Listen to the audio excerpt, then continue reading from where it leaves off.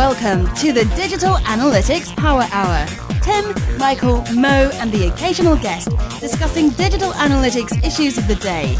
Find them on Facebook at facebook.com/Analytics Hour and their website analyticshour.io. And now, the Digital Analytics Power Hour. Hi everyone, welcome to the Digital Analytics Power Hour. This is episode 106. Do you ever get the feeling that you're missing something in your digital analyst skill set? You know, with all the required skills, it's like you need a database to store it all in. But how do you look around the database quickly and sort it all out? Well, a listener, Christine Zhang, requested a show about SQL, and by golly, we're going to select the second star from the left and outer left join until morning. So let's sprinkle some fairy dust on this topic and fly. Tim, you excited about SQL? Is it pronounced sequel? I thought it was SQL. No. Seriously, you stole my shit. Like, honestly. For once I had like a witty opening. So that might be the best joke of the day. All right, Mo, this is a great topic and close to your heart as well. You're pretty excited about it? Absolutely. I've been sequeling all day. It's weird that it's not called SQL because squealing. I want to call it squeal. Because it's not called NoSQL, it's called NoSQL. So like when you're doing a NoSQL database. Anyways, all right. Now, we wanted to bring a guest on the show, and we all like this guy so much, and he happens to be an ace at SQL. He's always the person Mo reaches out to for help the most. So today he is an analyst at Analytics Pros. He also has a really cool job as a scouting analyst for the Burnley Football Club, and he's held a number of other data science and analyst roles in our industry. But today he is our guest, Pawel Kapuscinski.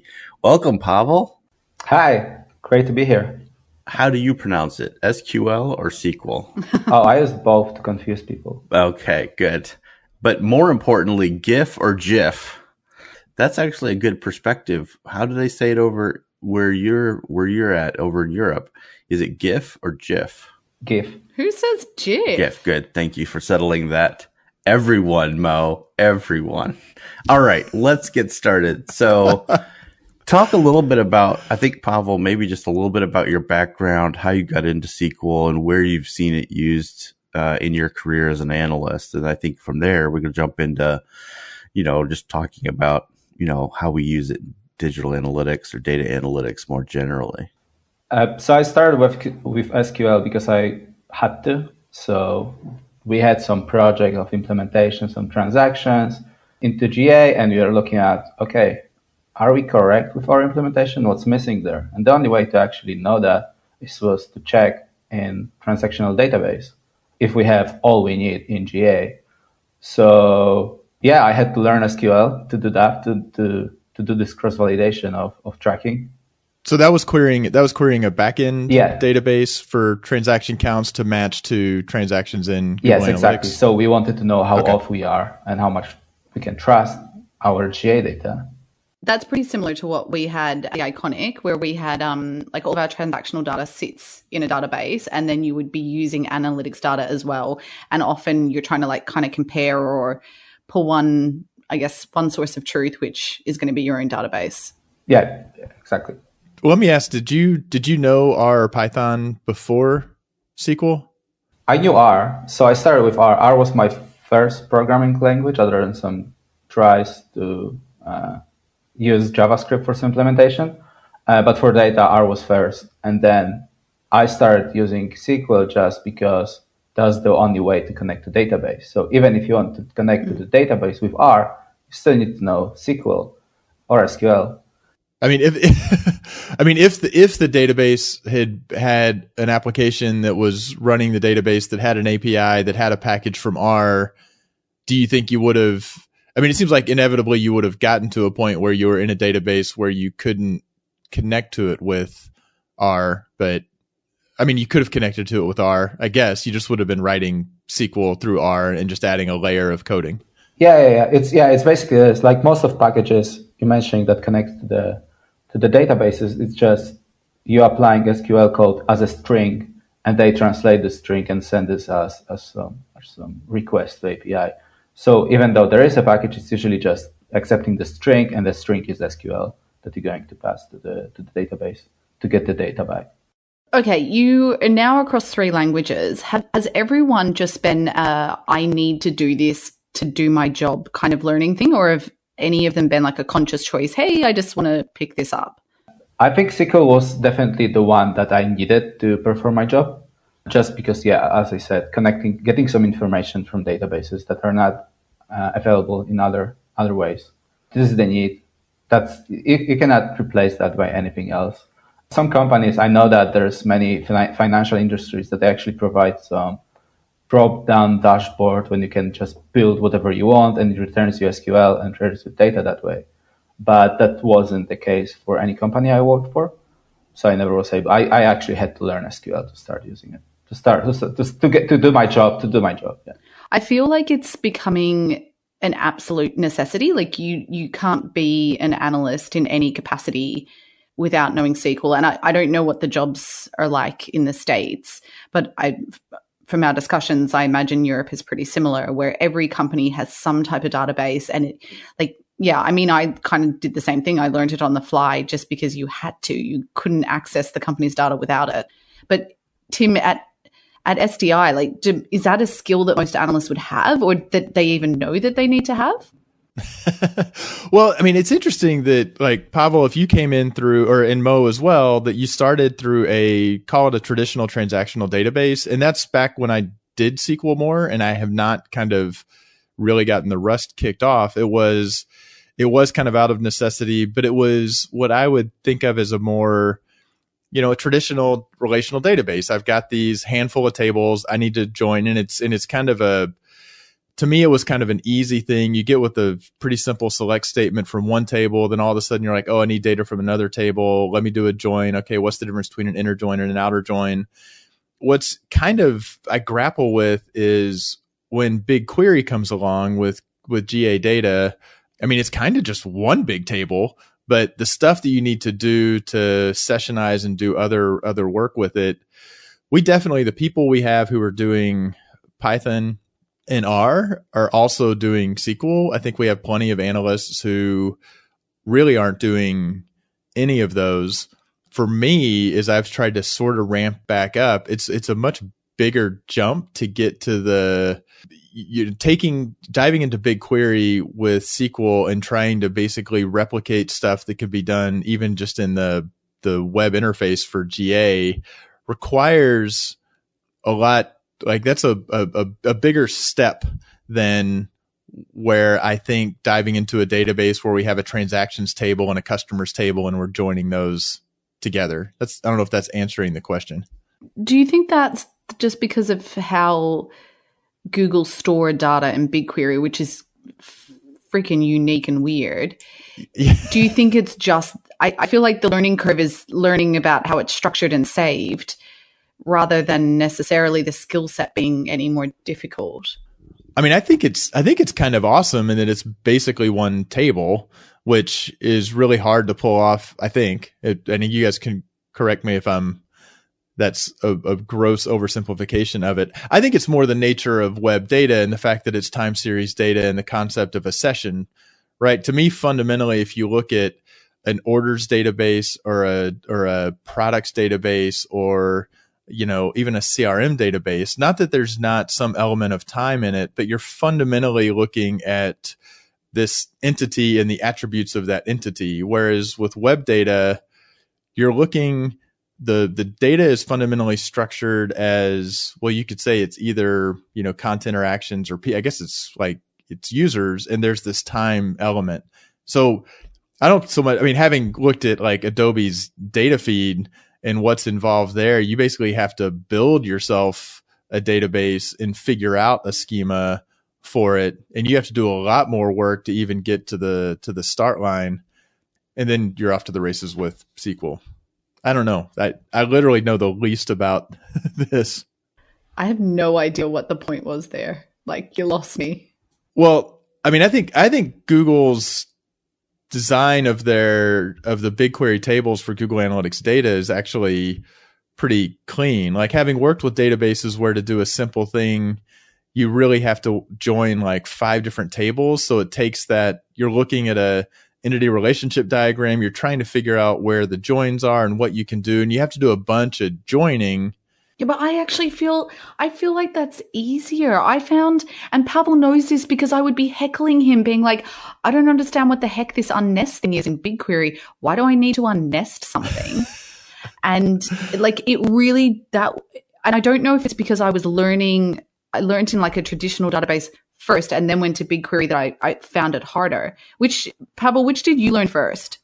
You learned in like a more traditional transactional database. Yes, I learned the relational database first. And I actually agree that BigQuery, so the structure, it makes sense, especially from processing perspective. And like, Google, they created that way because they want to have it cheaper and more efficient.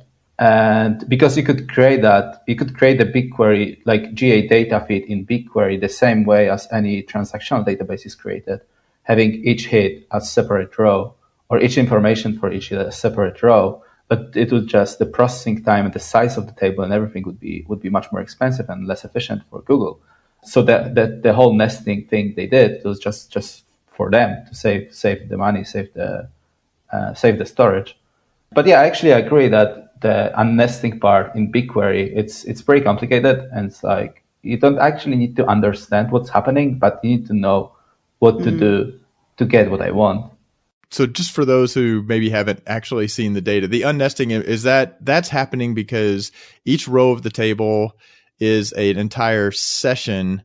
And that means if we think about web data in one session, you may take a simple one, multiple pages. And the way that the BigQuery schema is for the GA data is that you've got basically in one, think of it as a cell. I'm sure that's the wrong way to think of it. It actually has multiple page views, multiple events. And that's what the unnesting is saying.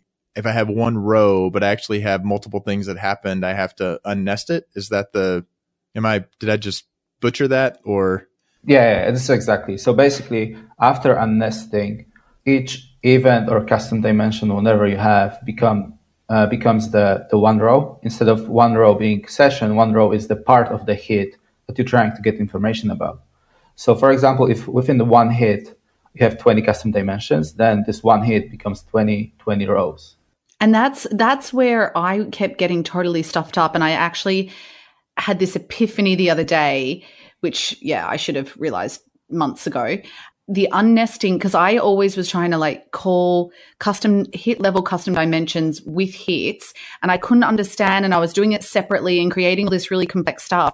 And it also had to do with the order in which you unnest, which I didn't actually realize, because you need to be like unnest at this level and then at this level, and then it all works fine. But it really took me, like me and my sister sometimes get on Skype and like try and draw it out for each other, which is so stupid, but I feel like I had to understand it to be able to do it.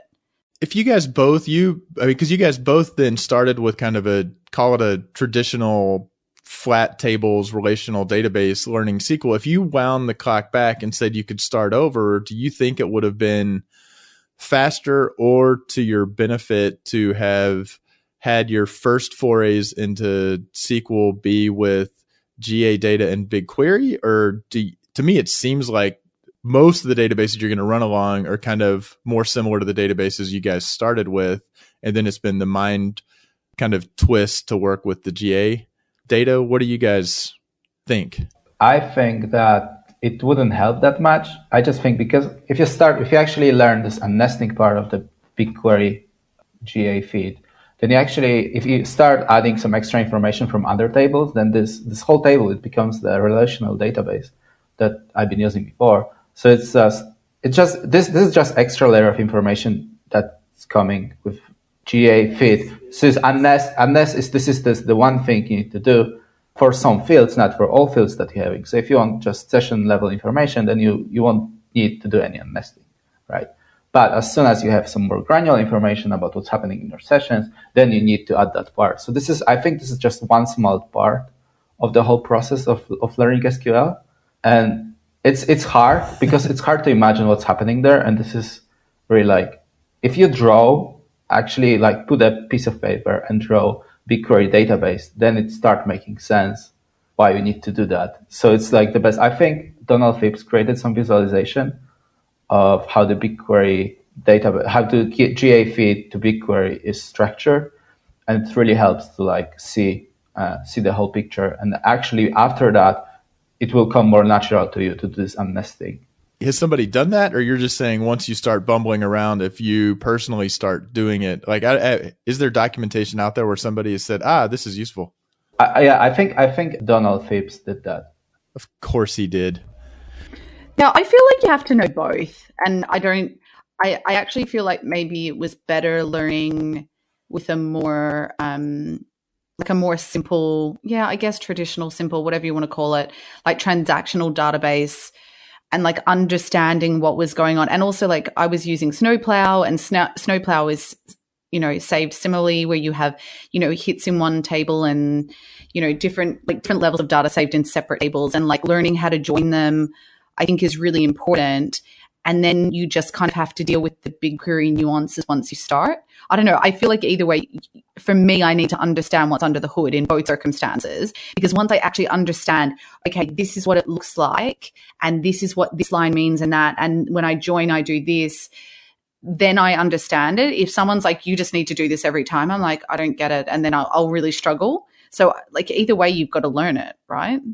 So now I'm curious, because I feel like from the first time that I was exposed to sort of a relational database, it sort of clicked to me how the tables, I was like, oh, that's really cool. When I started understanding how you would join tables together, I sometimes feel like there are people, and I don't know if I'll say they're necessarily analysts, that the intuition behind a relational database may be a struggle, right? Because you could come into Google Analytics or Adobe Analytics and rely on the web interface and never have that idea of joining. It's, if somebody says pivot tables confuse me, or VLOOKUP, right? Those are, to me, kind of two SQL-like functions in Excel. A VLOOKUP's kind of a join, and a pivot table is definitely kind of a group by type functionality. Have you run into, I guess, to analysts that don't seem to be able to develop the intuition behind a relational database? And if so, is there a way to get over that? I think if someone is analyst, and it means that he's actually analyzing data, not doing some kind of implementation. I've never met a person that actually struggled with that. And I think it's just because it's so broad, like digital analytics is so broad, so we had implementation there. And those people who are more worried about implementation, they probably don't know the SQL, and they don't try to learn the SQL stuff. And I think that maybe this difference, but people who actually analyze data, I think it's quite common. As soon as you need some enrich your data and get some extra stuff from it, then it's becoming more natural. And if you think about this, even adding custom dimension is kind of like joining stuff, just simplified. But you don't think about this that way. Yeah, it took me a while to get my head around the whole custom dimension hit level. Like it wasn't something that just naturally I understood. What do you mean? I don't feel like it's another way of joining. I feel like it's a different, in my mind, it's just saved in a completely different way. So I just need to work with whatever way it's saved in. I don't know. But what I mean is more about if you have some customer ID that you're pulling back from your backend, you basically join this to the data that you already have. So you're giving this extra information to your GA. That's why you would say, I want a custom dimension so that I can join it to, I want this custom dimension so that I can join it to other data, that you're intuitively, one of the reasons you'd capture a customer dimension is specifically for a joining operation. Is that what you're? Yeah, exactly. Okay. Because why would they need that, right? Like you want to have more information about this. And then thanks to that, you have this custom, you have this key, the one key to see through the sessions. And I think that's... But yeah, Tim, to your point though, or question, and my sister's going to kill me for continuing to talk about her. She never ever worked with relational databases and went straight to BigQuery. And I know from my own learning experience, the reason it was faster is because I did have a bunch of data engineers sitting around that would talk me through, this is how it's structured, this is what it looked like. I had that conversation and that support, where she just went kind of straight into it and had to figure it out for herself and didn't have any experience with relational databases. So I actually think it's more difficult maybe to grasp if you, one, don't have the support, but two, don't have that experience with a more traditional database. Well, let me call out, we'll put this in the show notes, that you did that kind of little bonus episode with Michelle, and that was kind of the, hey, dive in or not dive in, which interestingly, both Michelle as well as you and Pawel both did say it was out of necessity that you dove into it. It's been interesting. This is like, for me, for Python and SQL, I don't have the burning use case, I have to figure this out and I need SQL or Python to do it. And I feel like it's back to that struggle to, necessity is the, mother of education, maybe. What is the approach? Like, talk to me. I want to get back to being fluent with SQL. I have access to both free data that's been captured through the App Engine, pushed in GA free into BigQuery. I've got access to customer data. So I have BigQuery data, web analytics data. I don't know that I have any transactional databases that I have access to. What would you guys say? So how do you query BigQuery at the moment? I don't do a ton of it. I mean, I just don't have... Tim has people for that. He just has other analysts who are just doing whatever he tells them to. I mean, it's weird. Like, I feel like there's probably a big blind spot, just like when I learned R and could then hook into the reporting APIs for Adobe and Google Analytics. And once I understood what I could do, then I started seeing opportunities and doing things that were of value. So there's part of me feels like, is this just a big blind spot? Because I know the data is there. I've actually gone through the schema and done simple queries enough to generally know what's available in the BigQuery data, but for the BigQuery data for GA, or actually we've got Adobe data feed data going into BigQuery as well. But I still haven't had the absolute need. And is that just because I'm not identifying the opportunity?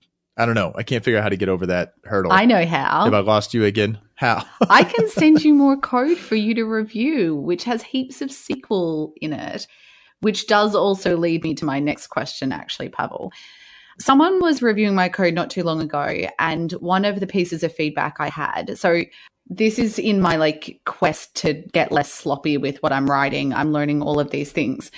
So what I have a tendency to do, which actually a lot of people at the Iconic do, is that they get code from either Redshift or BigQuery. They pull it into R or Python, do a bunch of stuff, and then spit out stuff somewhere else. That's a pretty common practice.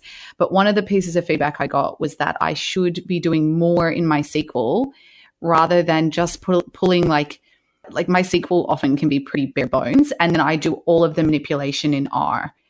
And the feedback I had was that I should be doing more of the manipulation in SQL. So I'm really curious, where do you think you fit on the scale? Do you reckon you do more of that data manipulation in R or Python, or do you reckon you're doing it in SQL, or and why? So I try to do as much in SQL, and the why is just efficiency, I would say. And especially with BigQuery, this is so powerful tool that imagine if you try to download 2 gigabytes of data and trying then to run a queries on your R, then it's going to be madness and it's going to be hectic. So the thing is that if you have this tool like BigQuery in that example that can do this all processing for you, just you need to try more and find some way to do this in SQL, then do this then. And then so as many operations as you can do in SQL, you should do there, and then export the data as small chunk of data as you can to R, just to make your machine make it more efficient and not to clog your machine with. But okay, so what about the case where like you have one column and you're dividing it by another column? So that's not actually like an aggregate it, make it a smaller data set. You're just doing a calculation. Which would you lean towards in that case? Yeah, but so it depends what you're going to use in R. You want to use both of those columns in R, or if you want to just use the final thing of your columns in R. Because if you want just to have a final column, then you can just do operation in SQL, and then your export will be much smaller just because it will be one column less in R. So you'll download your data faster, and then your machine will less use memory to actually process that. Well, but that's you're hitting on the pack. So there are things that could be done in either, and at some point, if you're using both for some task, you are having to figure out what's the point where I'm shifting from having done stuff in SQL to doing stuff in Python or R. And do you ever find I would think that somebody who is way more comfortable with SQL is going to maybe push a little farther into the stuff that writing kind of more convoluted SQL that would have been simple in R or Python. How soft is that line of when you say, and here's where it's going to stop with the SQL and start with the other? Is that you get 10 people who are fluent in both, they would all agree basically on the same spot? Or does it really, how much is personal preference? I think it's personal preference, and it's coming from experience that some manipulation you try to do will be just much faster in SQL. So imagine that you want to do case when statement. R is super slow with that. And then if you try to replace that with if-else function, then good luck with all the nesting you're trying to do, because if-else function is much faster than case when. Did not know that. I prefer if-else because I don't like the squiggles in the case when, but that's good to know. For aesthetic reasons. That's good information. So good luck with nesting this if-else inside if-else, and then reading that or giving someone to read in R. Right. It's just madness. So instead of doing that, you can just write a simple case when function in SQL that's just pretty fast, and will give you exactly the results you're looking for. So it's here. Okay.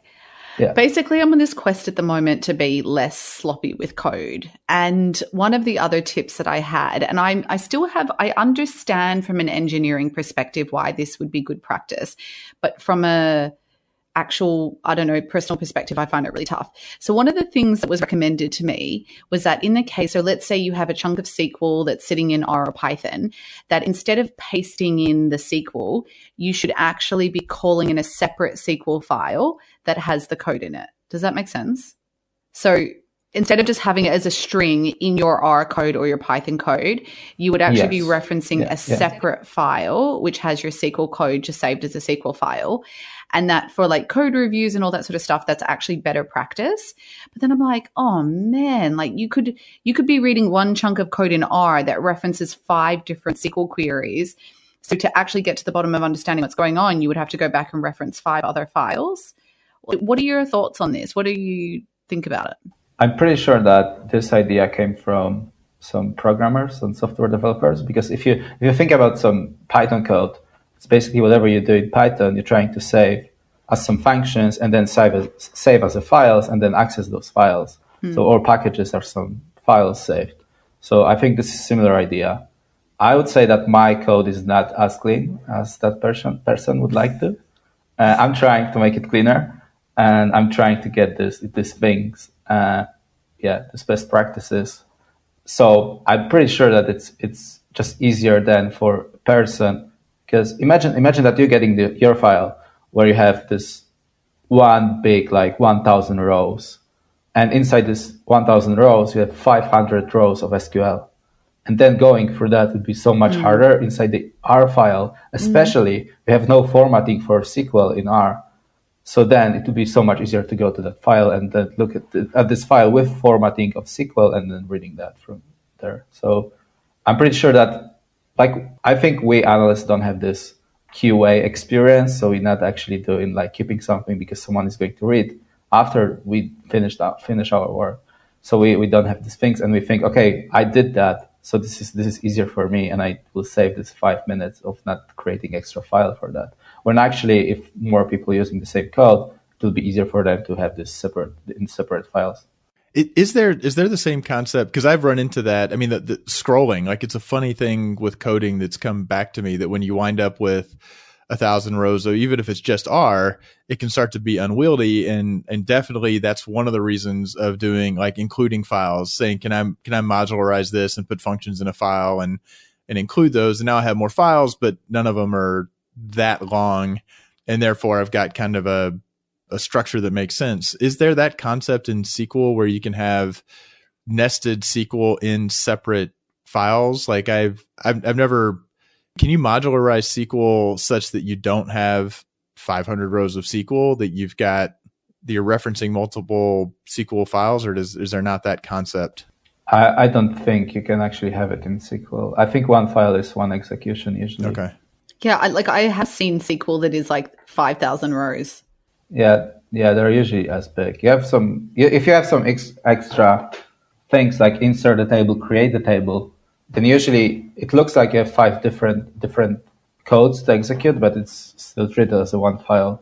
So that's the other thing. Well, opening up SQL, and I guess maybe that just comes along, the, like, understanding somebody else's SQL. Is that, if you're fluent and they're writing clean SQL, is it analogous to reading somebody's R or Python code that's been well commented and reasonably well structured, that you should be able to go through and fairly easily pick up what they're doing and finding the part of that 5,000 rows that you're interested in? Or is that more challenging? I think it's easier just because you have less functions and less things to actually know for SQL.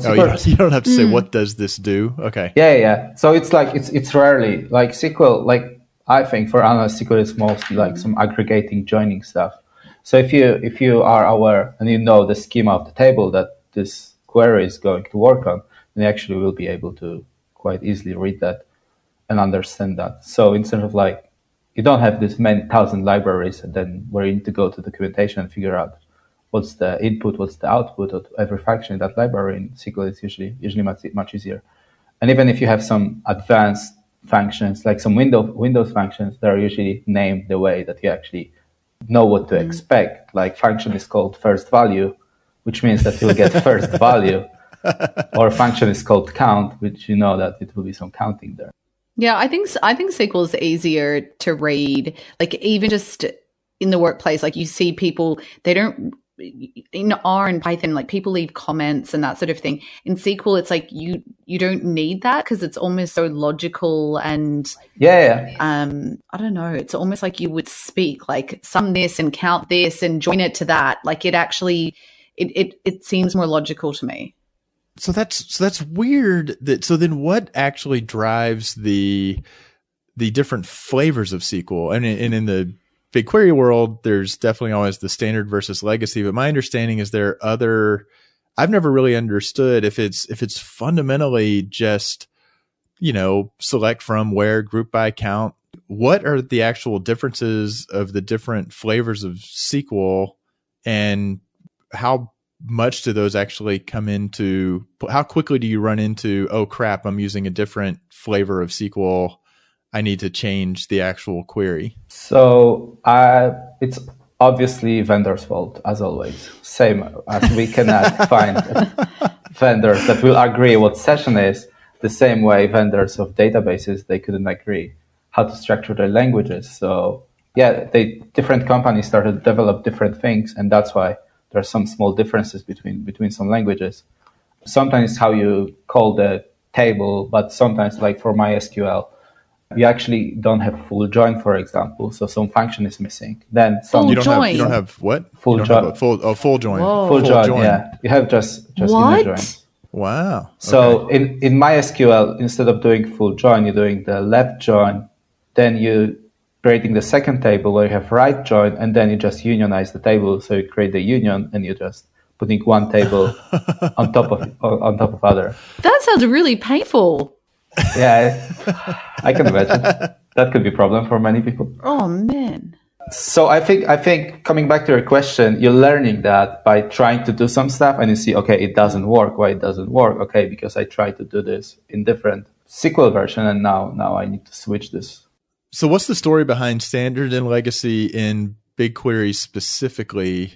So this is weird story because Google just created something that's supposed to look like SQL but never was a real SQL. And I think that was just because it was some internal tool. And they had internal people that not always were some analysts and stuff. They tried to make it as easy as it could be for final user. But then over time, they learned that it's actually not that efficient as it could be. And you can use standardized version of some SQL and actually come back.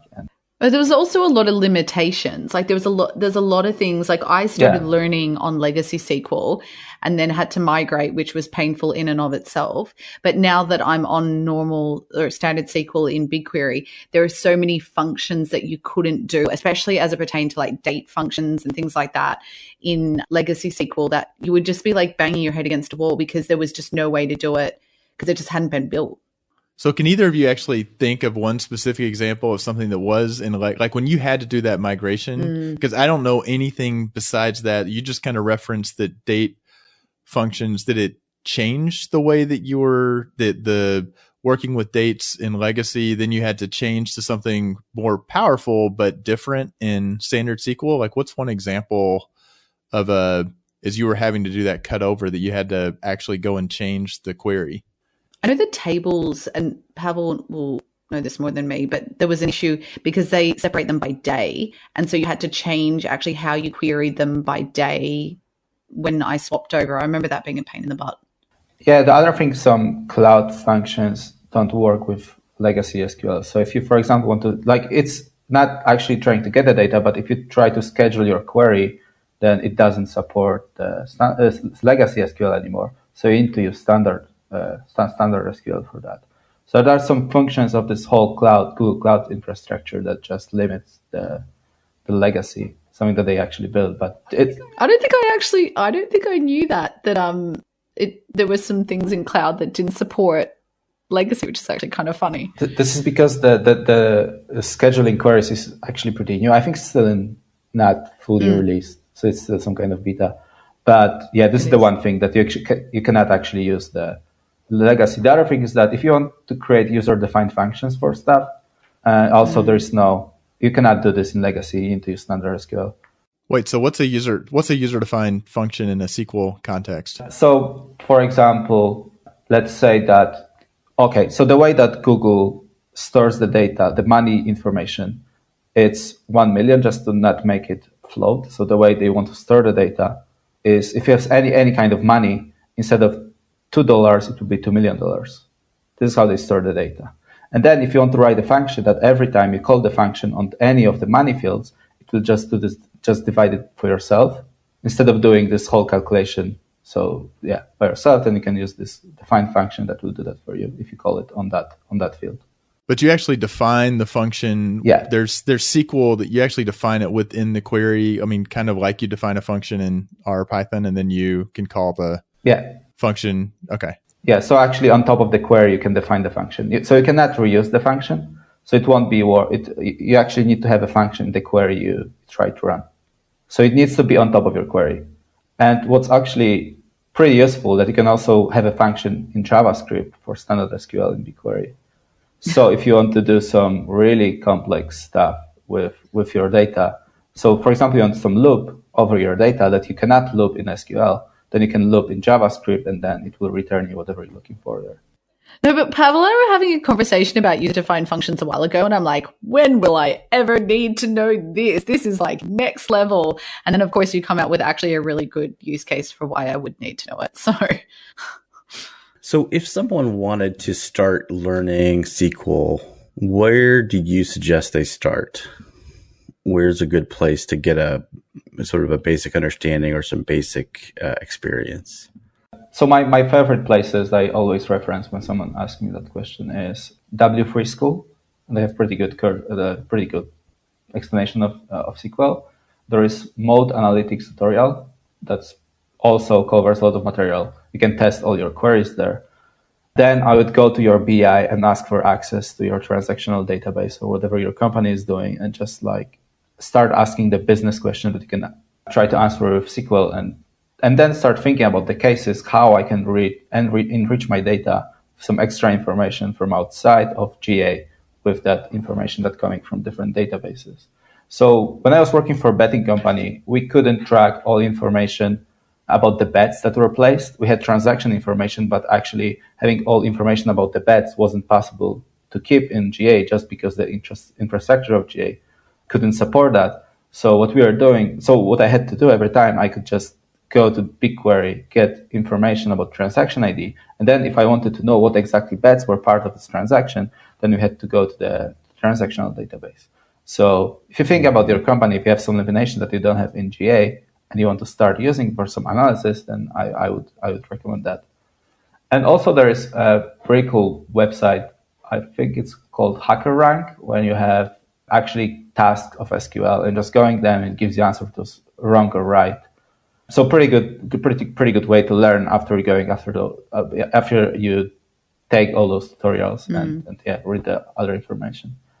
I wouldn't recommend going to books just because I think you can just like bounce off them and like not actually learn, just because you're going to read and actually try stuff. And for SQL, I think that this basic of SQL that Analyst needs, so not actually administrating databases, it's just easier to try stuff, not get this whole background and history. Damn, you were full of the resources. Now they have this podcast. So there you go. Well, this conversation has been so awesome. And it's so great to have you on the show finally, Pawel. You know, all of us have been getting to know you over the years, and you're such a great guy.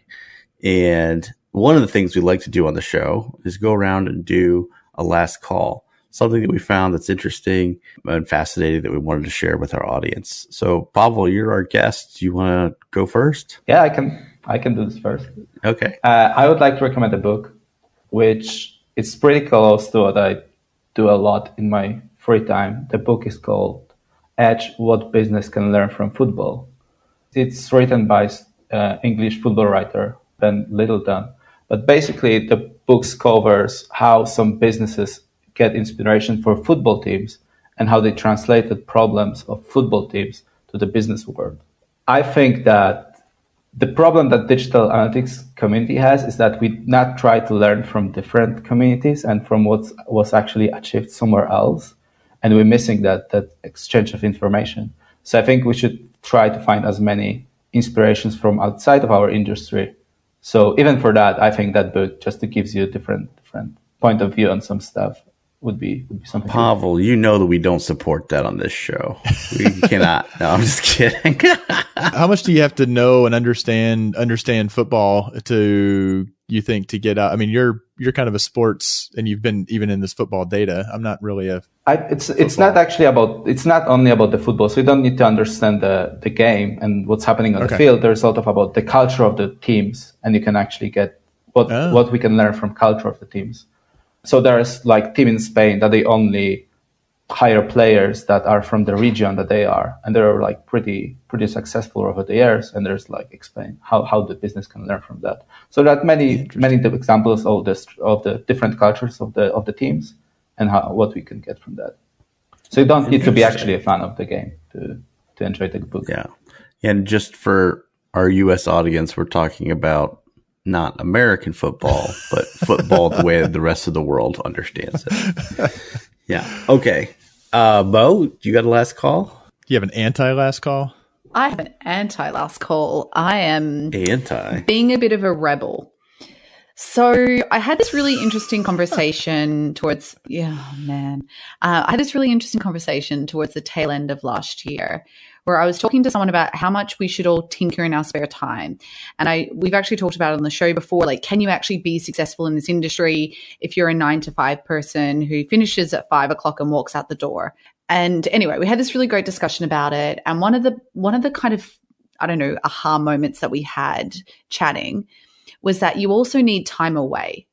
And the reason that you need time away from whatever it is that you're working on is because often you need to think through and you need to process. So being the start of the year, I have actually spent the last couple of weeks taking a bit of a break. I have not picked up workbooks. I have done lots of cooking. I have done lots of hanging out with my dog. I have been to the beach. And I think sometimes putting everything down, putting the tools down and spending a bit of time away, you actually get a lot of clarity about some of the tricky problems you're trying to work on.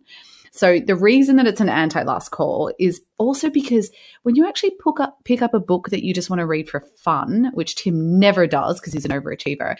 That is not true.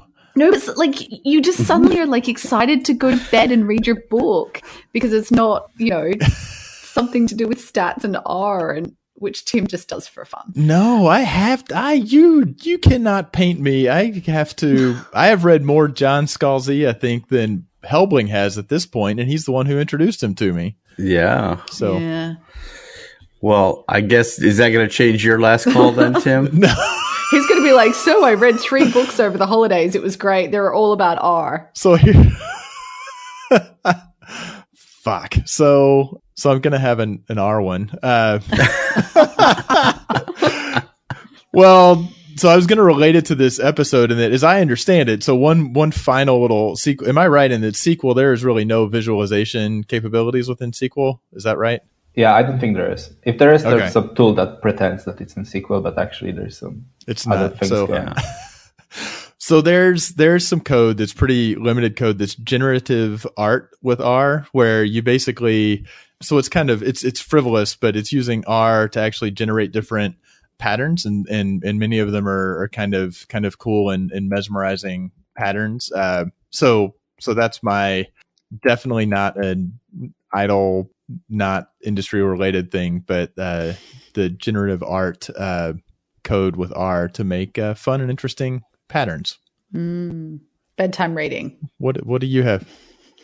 Fascinating. Bedtime coding. Bedtime coding.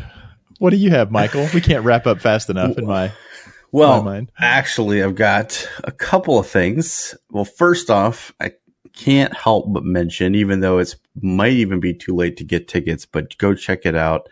So just a couple weeks, the Super Week conference is going to be held in Budapest. It is one of the best analytics conferences ever of all time. And our own Tim Wilson will be there doing all kinds of shenanigans, apparently. And so if you can still get tickets, go check it out. There's not enough time, but definitely go check out and see if you can still go. I'll be having a idle casual fiction book group that I'll be conducting. Casual fiction corner. Yeah. So, and then the other one is actually more about our show, which is we are hiring and we are trying to find someone to potentially join our show as a producer. It's we've actually got a job description and everything. So if you're on the Measure Slack, check out job postings. By saying this right now, I'm now making sure that that'll be there by the time this show comes out. And there's a link in the show notes if you go to analyticshour.io. Yeah, and it'll be on our site as well. What else would we like to commit to? Yeah, there you go. Well, but it's something where we've talked about. It's a very lucrative position, obviously. And so if you are someone who is interested in analytics and the podcasting thereof, check it out.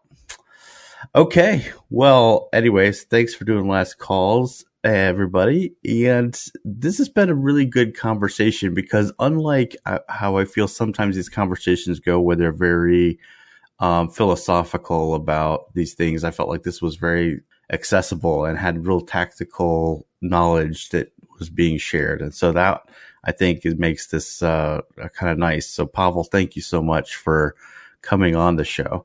Thank you for having me. If you have more questions or you're like, who's this Pawel guy and how do I contact him? Well, I'm glad you asked. You can easily reach all of us through the Measure Slack and also our Twitter accounts and also on our website, analyticshour.io. So we'd love to hear from you. Remember, it's a new year, which means a new chance to just go over, log into iTunes, and submit a rating and review of the show. We would appreciate it. Apparently, people doing that does something to something else, which then makes us keep getting more exposure, which is probably good because analysts need more exposure. All right. Well, for my two co-hosts and myself, I want to kick off this new year and tell everybody, remember, even though it's 2019, you still got to keep analyzing. Thanks for listening, and don't forget to join the conversation on Facebook, Twitter, or Measure Slack group. We welcome your comments and questions.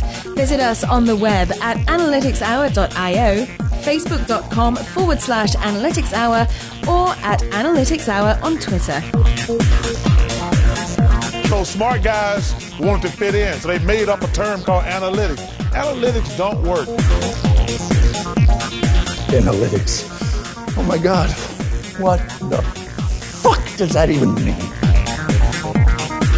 Well. Okay, Pawel, this time I'm going to try not to forget your advice. And I feel like it's going to be more memorable because you said it instead of Tim. I don't want to mess with your creative, jus or whatever. No, please do not mess with my creative juices. Know your fucking role. That's all right. Jeez, he needs a coffee. Oh, Jesus. We're getting off to a bumpy start here, kids. Yeah, you're the first person to record in one of those, I think. I was hoping for that, actually. I think it will likely be that you'll be probably the best guest ever. Wait, what did I because miss? of this. He's wearing his Power Hour t-shirt. Oh. So, right there, yeah. You can take a screenshot instead of making a photo with your drone. Pawel, you're such a Tim. Don't. Could you read the thought bubble over my head? Oh, shit. Oh, I love him. Tim hates that guy. I'm going to start sending you motivational posters, Tim. Yeah, can you tell me who that is again so can I block people on LinkedIn just to make sure that doesn't crop up in my... See? Overachiever. I need to get people in a good headspace. Rock flag and select from where.